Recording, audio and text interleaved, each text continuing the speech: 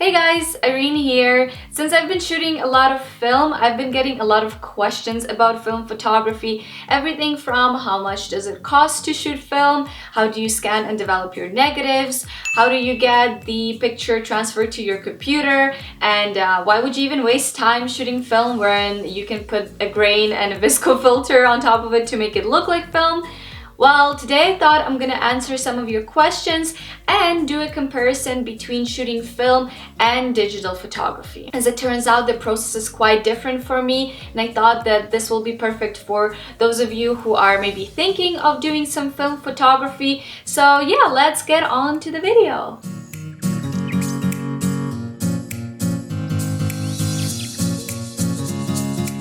I decided to go retro and vintage with the styling for this photo shoot, and I wanted the model to wear this big beautiful hat that I DIY'd.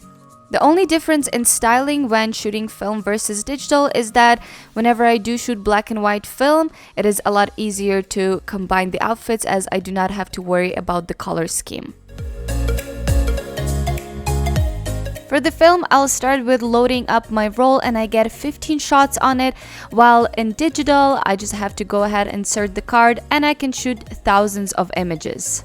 Getting your exposure right is quite easy with digital as you can preview everything on your screen and adjust accordingly. For film, you would use something like a light meter to figure out the perfect exposure, but if you don't have one, you can actually just use your digital camera to preview the images in different settings. I found that when I'm working with film, I tend to really pay attention to all little details and spend a lot more time composing the shot. Since I have only 15 shots per roll, I want to make sure I get as many usable shots as possible. When I shoot digital, I don't have any restrictions and I can shoot as many images as I want.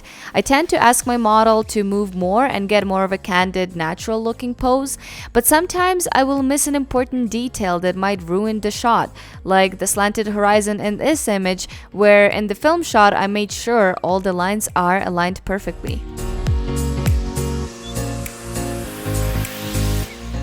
I very rarely will shoot wide open when shooting film, as even at 2.8 I will get a really blurry and soft image with almost no texture in the skin, whereas in the digital I will have to shoot wide open at 1.2 to get the same result.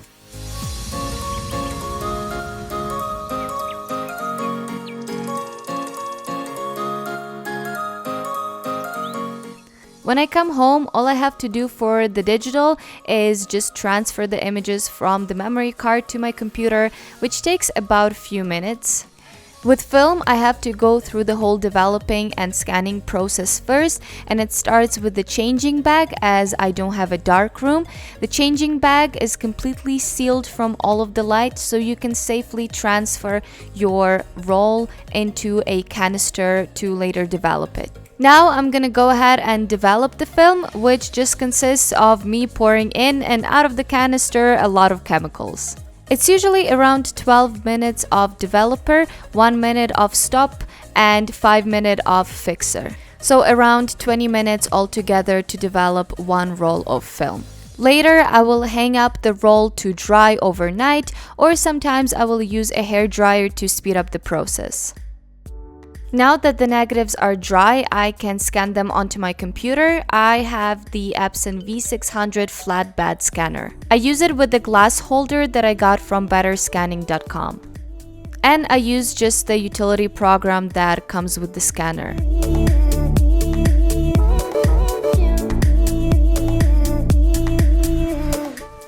As for editing, I use Photoshop for both.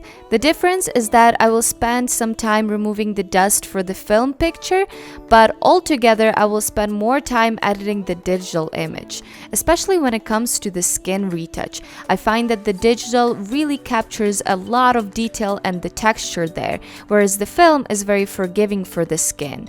So maybe a few minutes for the film image and 10 to 15 minutes per digital image.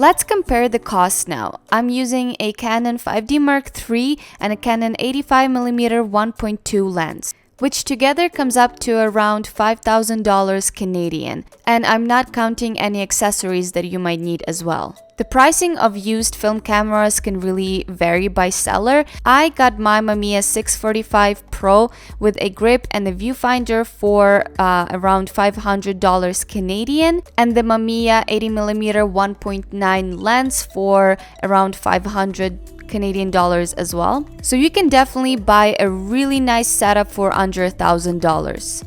Now, if you want to develop and scan the images yourself, you will also need the chemicals, the tank, the changing bag, and your scanner.